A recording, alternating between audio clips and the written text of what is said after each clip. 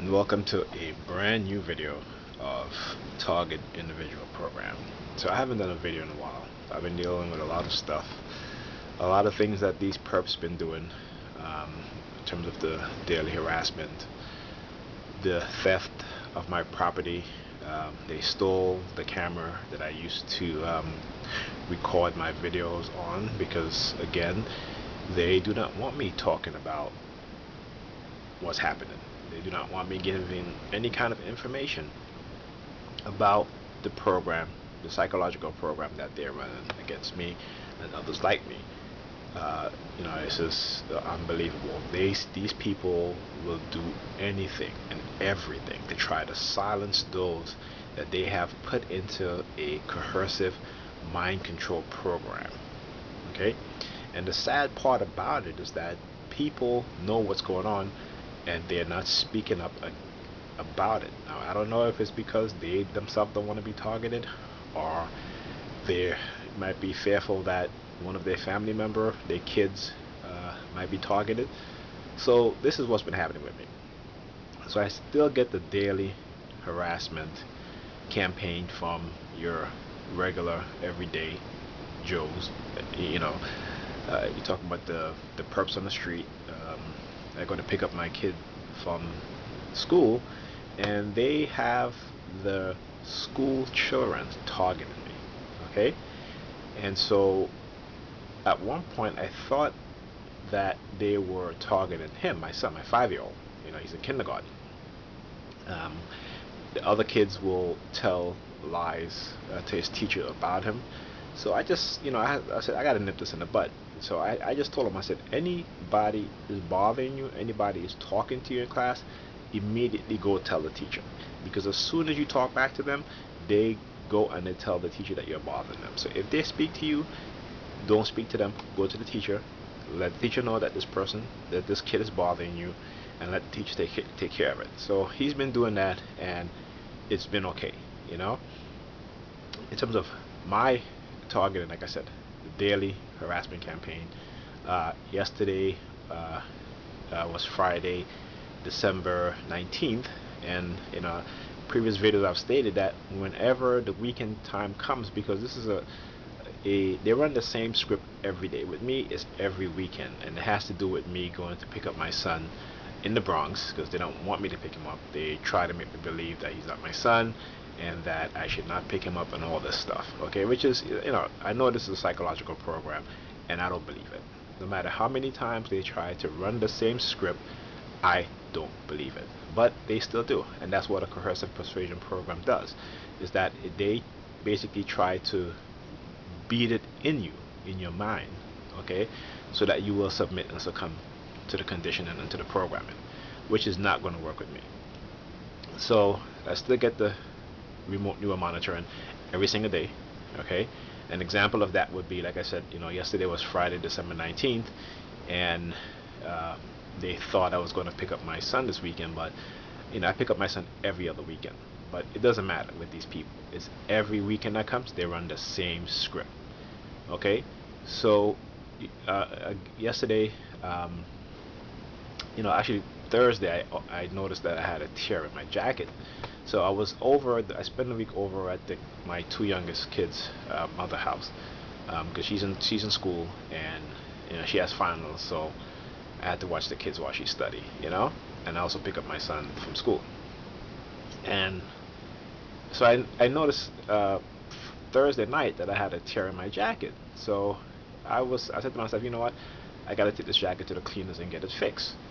And so Friday morning, which is the 19th, I was explaining to her, look, I have my jacket is tore, and I need to take it to the cleaners to get it fixed, right?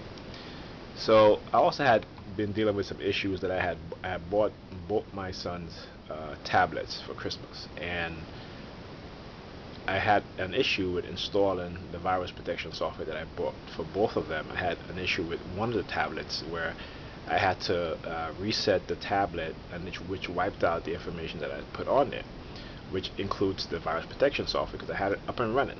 So I tried to use the username and password which they have given me, and it didn't work. Okay, So I had spoke to a tech previously during the week, and he had said to me, well, it's kind of strange that, if you install a software, you register it, why isn't it not showing up? Why isn't your email not showing up in our system? So he's like, this is strange. I've never seen anything like this before. So he said to me, take the tablets and go back to the store that you bought it from, which was Micro Center. So I was like, okay, I'll do that. So I decided to do that on Friday. Okay. Friday, got up, explained to the kids' mom how I had to take this jacket to the cleaners, and there's a cleaner right around the block from me. It's on Troy Avenue and Union here in Brooklyn. And so I'm driving home. Okay, got to Troy Avenue and President. Union is the next block up. And then I noticed a fire truck parked in front of the dry cleaning. So I said to myself, okay, I said, there's no way that they knew that I was going to go to the dry cleaners, because I didn't have my phone next to me. My phone was in her kitchen. Her phone was in her kitchen. We were in the living room, and her apartment is heavy concrete. I mean, there are concrete walls. We always have issue with the Wi-Fi reaching the living room, because the Wi-Fi is in her the Wi-Fi modem is in her bedroom, and we always have issues with the Wi-Fi. So I said, okay, there's no way that they can claim that, well, they used my phone to listen in on the conversation, because that didn't happen, because our phone, like I said, wasn't even close to where we were. So at that point I'm thinking, okay, remote neural monitoring. Okay, so I said, okay, let's see if I drive past the fire truck, if it's going to follow me, or if it's going to turn on the sirens, because they'll do one of two things, okay, or sometimes even both. So anyway, drive past the fire truck to make the turn. As soon as I drive past the fire truck, I looked in my rearview mirror. They drove off right behind me. I turn onto Union. They turn onto Union. Okay, so it just so happened that because Friday here in New York, they do alternate side of the street cleaning. So you had some cars that was parked up on the other side that were double park, and then you had a car that was parked up on the side that was supposed to be cleaned. So apparently the fire trucks couldn't get past.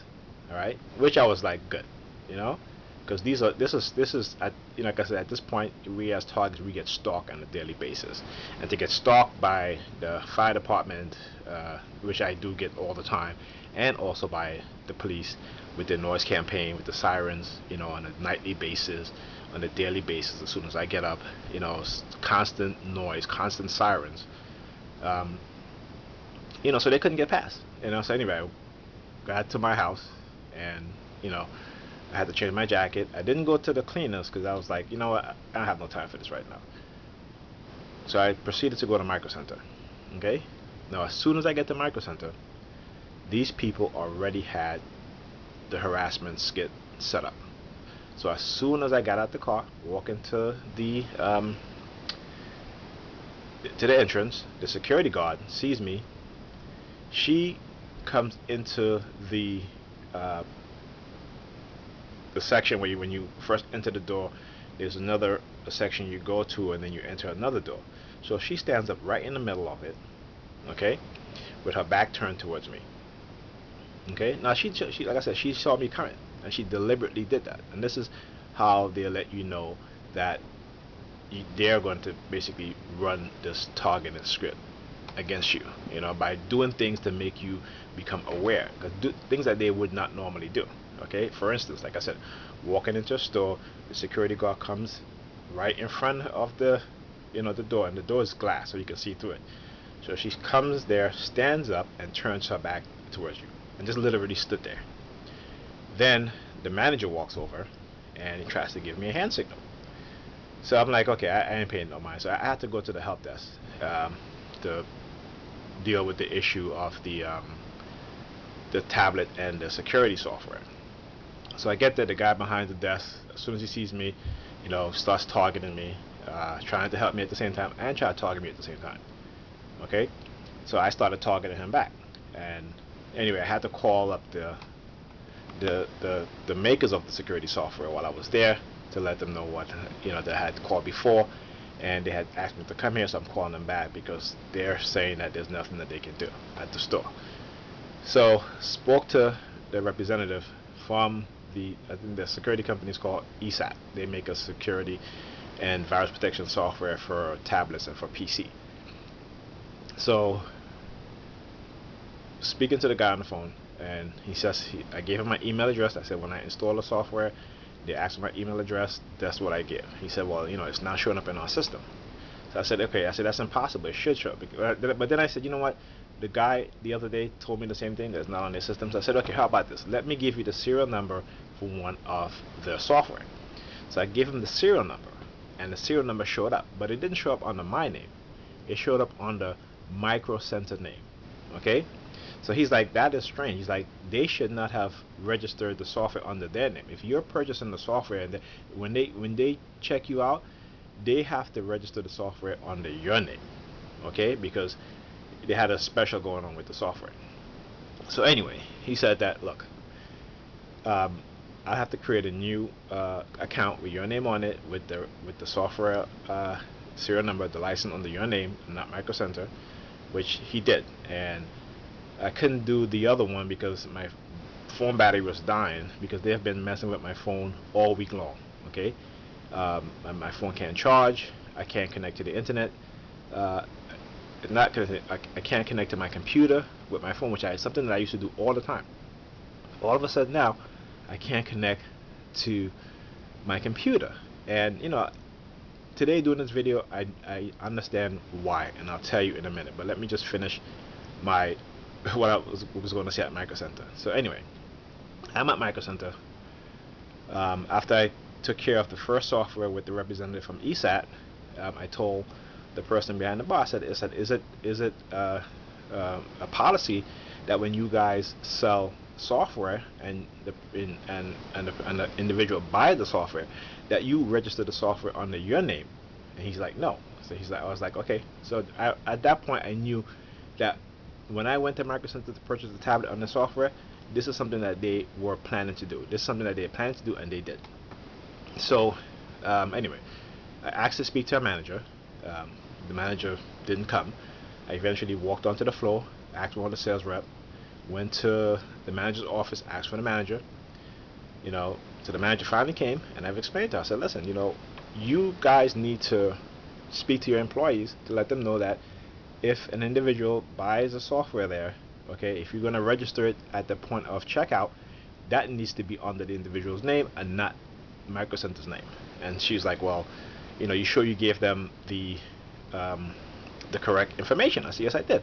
She said to me, well, if is your information on your receipt? I said, yes, it is. So she's like, let me see. I gave her my receipt. My information was on there. She went into the system. My information was on there. Again, but they know. The manager was all a part of it, because while she's talking to me, she's also, giving me subliminals, okay, hand signals, sticking her tongue out of her mouth, placing her hands behind her head, that kind of thing. So anyway, I just said to her, look, you need to retrain your employees, you need to speak to them and let them know that this is the proper way to do things, okay? That way, listen, I know what was going on. They just did this purposely because it's me and I'm a target.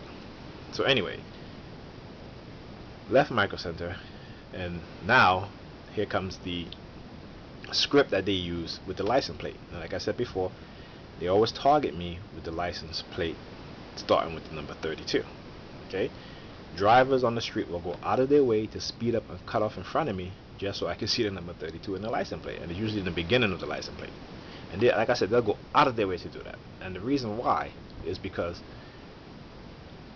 when you're brainwashed and you're being conditioned, okay, especially if they use what is called neurolinguistic programming to instill some type of phobia within you.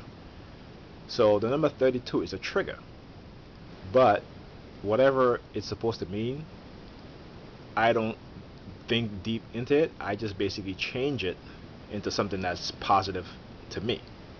Okay, so whenever I start to see that happening on a regular basis, especially particularly during the day, I know what it is that they're trying to do. So anyway, as I leave Micro Center, this guy driving one of those Con Edison cars, speed up in front of me, gets in front of me, number 32. I get on the Jackie Robinson Parkway, because the Micro Center is in Queens that I go to, and constant license plates for number 32. So I'm like, okay, what did these people? I know they're up to something. So at that point, I was kind of hungry. So I was like, okay, you know what? I'm gonna go to Wendy's. And so what they did is that they said, because they knew, they, as a target, especially in a coercive persuasion program, they want to control every aspect of your life. Everywhere you go, they want to control the route. They want to control the people who they put in front of you. They want to control you to go in certain directions in which they have, things set up, whether it be police cars in every block, fire trucks, perps on street corners, giving you hand signals. They want to do all those things. So anyway, so they strategically placed this car in front of me with the sticker "wanted" on the back of the windshield, the back windshield. So anyway, I'm like, okay, I see what they're trying to insinuate here. And again, as a target, they try to make you feel like there's some type of investigation going on, and you're some type of criminal, but the only criminal here are these people. Okay, that's why this is happening in a secretive, I wouldn't even say secretive, but in a psychological manner. Okay, because when things are being done in a psychological way, it's very hard to prove. It is very, very hard to prove, and you easily will be labeled as mentally ill if you are a target and try to explain what it is that they're doing to you. So anyway, so I noticed that every turn that I was going to make, this car in front of me was making. And so when we got to a certain point, I couldn't remember exactly what street. Well, I know the street that the Wendy's was at, but I couldn't remember whether it was on Rutland Road here in Brooklyn or Winthrop Road here in Brooklyn. So the car in front of me turned off on Rutland, and I went down and I turned off on Winthrop. That way, if I turned off on Rutland and the Wendy's wasn't there, I would have to go all the way around again. So I didn't want to do that. So I said, let me go down to Rutland and I'll just drive up on Utica Avenue, and that's that. So it ended up being that the Wendy's was on Rutland Road. So anyway, got to the drive-thru. You have to come around, and where the window that you pay is at, there's a bus stop right there. So as soon as I get to pay the bus stop, there's a person there, a perp, at the bus stop trying to target me. So I'm like, all right, whatever.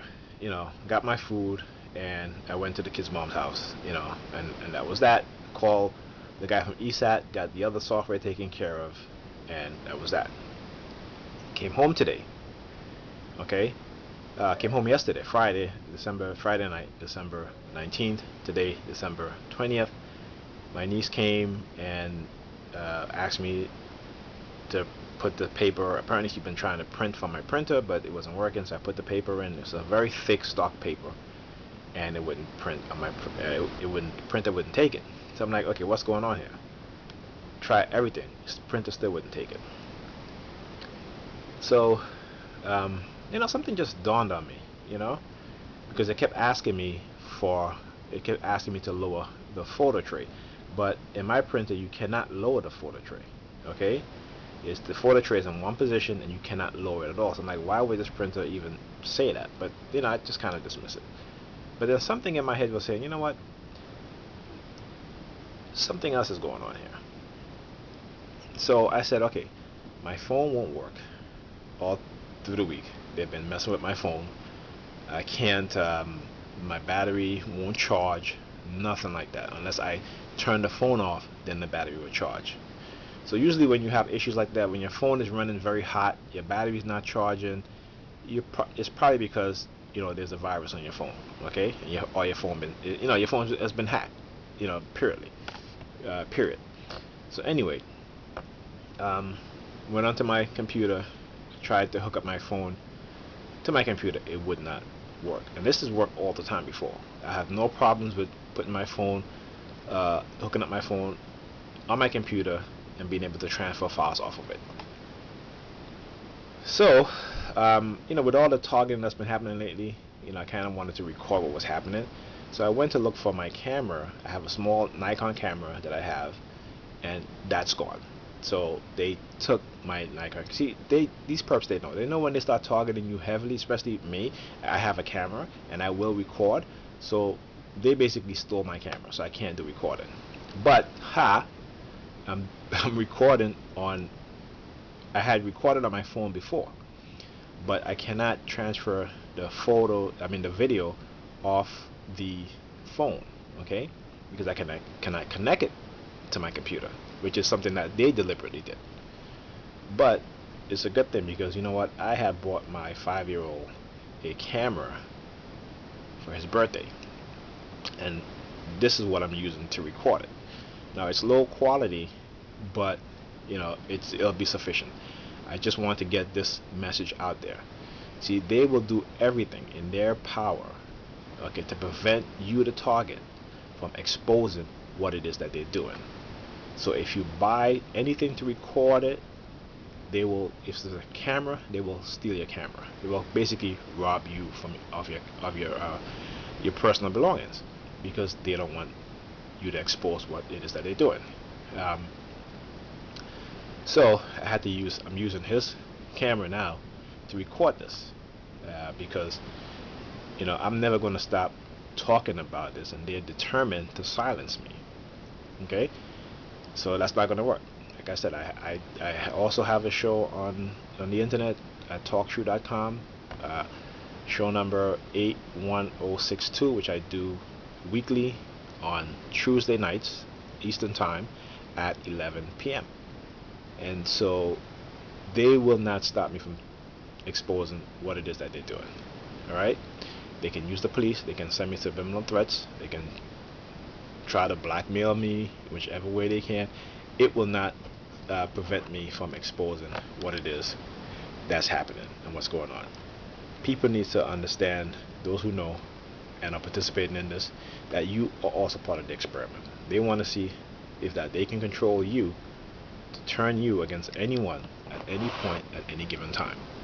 Okay, this is what Hitler did, and I use Hitler as a reference because the same method Hitler used on the German people, this government is using on the American people. And it doesn't matter if you're black, white, Asian, Hispanic, they are running a multicultural conditioning program. Okay, and particularly those within the churches who are very easily manipulated, who would like to think that they're not manipulated. First of all, if you believe in your religion, you're manipulated, period. Okay, and they're using it to manipulate you to participate in the criminal act of this program. So that's all I wanted to say. And they thought that they can prevent me from giving my experience and exposing what it is that they're doing, and they haven't. So the more they try, the more I succeed. Okay, so keep trying.